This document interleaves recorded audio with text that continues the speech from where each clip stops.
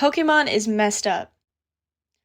Disclaimer, before I start this video, I'd like to let you all know that this video was made for a final project in my anthropology class titled Animals and People at the University of Oregon. A lot of information and ideas used in this video will come from topics and information brought up in class, all of which will be cited appropriately. Pokemon is a multi-billion-dollar, primarily Japanese franchise that has taken over the world over the last few decades. The 2000s and 2010s were heavily defined by the growth and popularity of this franchise, especially in the United States and Japan. At this point, the franchise is over 100 games, multiple TV shows and films with over 26 seasons, a whole system of trading cards, thousands of toys, plushies, and products, and so much more. At this point, there are 9 generations of Pokemon, encompassing over 1,000 different Pokemon. As someone who has now established that I know a lot about the Pokemon franchise, I've only really started playing Pokemon within the last year. I finally caved into the Pokemon gaming multiverse when Scarlet and Violet released, and since then, I've been obsessed. When I finished Violet, I started playing Sword and Shield, I started saving photos of type charts on my phone, and I've become a frequent user of Pokemon Wiki. My favorite Gen 9 Pokemon is Tinkaton. It's a fairy steel type Pokemon, and the hammer is really freaking cool. Its special move is Gigaton Hammer, and it's my favorite. One of the biggest things I noticed about Pokemon as a first-time player, though, is actually how crazy messed up the concept is. I'm sure I'm not the first to think that Pokemon is a weird video game, though. Actually, I'm definitely not. A few particular religious groups have a problem with Pokemon, even to the point of it becoming banned in certain countries. Some Christians, for example, have a problem with Pokemon because the game promotes the idea of evolution. The theory of evolution dates back to Charles Darwin's On the Origin of Species, and the idea of animals, as we see them today, has been thoroughly scientifically proven through anthropology, biology, and many other scientific disciplines.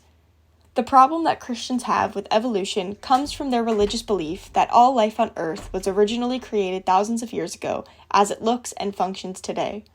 This idea was the main belief about all life on Earth throughout most of history until Darwin published his findings in 1859.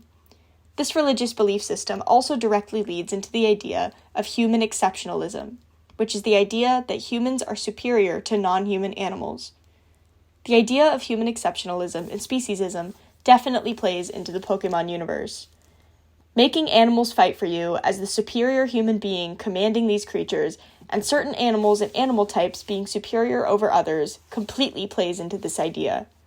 Although this is a reason why some may have questioned Pokemon and its values, this is not the main reason I find inherently messed up about Pokemon. Another large skeptic of Pokemon is PETA, typically known for their aggressive support of anti-animal cruelty. PETA, People for the Ethical Treatment of Animals, in 2012 actually made a parody game of Pokemon going against the game's mechanics of capturing and fighting animals. When Pokemon Go hit its popularity, PETA made its LA office into a Pokemon safe zone, where Pokemon Go players weren't allowed to catch or fight Pokemon on the premises. They even turned Pokemon's original slogan, "Gotta catch 'em all," into #GottaFree'emAll. Some of the signs they had put up at their LA office location include some of the following phrases. Torn from their families and held captive in balls, Pokemon deserve freedom too. This phrase is included with a bloody Pokeball linked on a keychain. And captivity is wrong, even for Pokemon. Also included with the picture of a Pokemon with a wounded leg wearing a choker collar. In their parody game, Pokemon Black and Blue, Pokemon use moves against their enemies, humans, called Petition and Shame, and the humans use attacks against the Pokemon called Dissection and Choke Collar. Not to mention, the cover of the parody game features starter Pokemon looking beaten up and angry, ready to fight for their freedom. Pikachu is chained up with a bite taken out of its ear. Clearly, PETA has taken an approach to their thoughts about Pokemon. However, they do kind of have a point. So what exactly is messed up about Pokemon? Think about it. The game makes you run around in the wild, looking for wild animals to fight and capture, to then use to fight for you against other animals. Not to mention, they have a mechanic in the game where you breed and trade animals. SeaWorld, anyone? What would history say about this? Historically, animal abuse has been around for forever. Animal abuse has links to other patterns in life, particularly violence. According to the U.S. Humane Society, animal abuse is strongly linked to violence against people. Data suggests that most abusers are men under 30, and in cases of abuse from a hoarding disorder, most hoarding abusers are women over the age of 60. Most cases of organized abuse, particularly animal fighting, are also linked to other direct acts of violence, such as people fighting or killing each other over results of animal fights. Animal abuse is also very connected to domestic violence. In cases where children were abused in cases of domestic violence, 88% of those cases also involved animal abuse. Animal abuse is a serious topic, and if you or anyone you know is in a situation or experiencing a case of animal abuse, please report it to your local animal control or non-emergency line.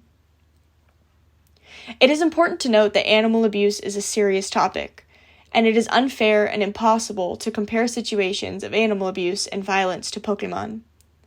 My comparisons have a semblance of a point, but it is mainly out of satire. Pokemon, when thinking about it a little too hard, like I have, does have strange and questionable interactions with animals.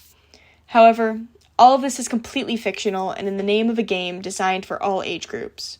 In an attempt to add more of a caring aspect to the Pokemon, many Pokemon games include an aspect called camping or picnics, where your Pokemon team gets together and you cook for them, play with them, or groom them.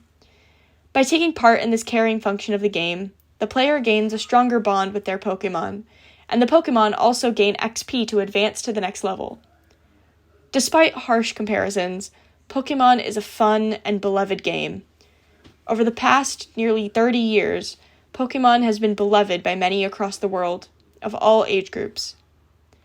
Maybe that says something about our institutions, or maybe it's just a silly fictional monster fighting game. Thank you for watching this video, and if you're interested in looking into any sources I used for this video, you can find them in the description. Thank you.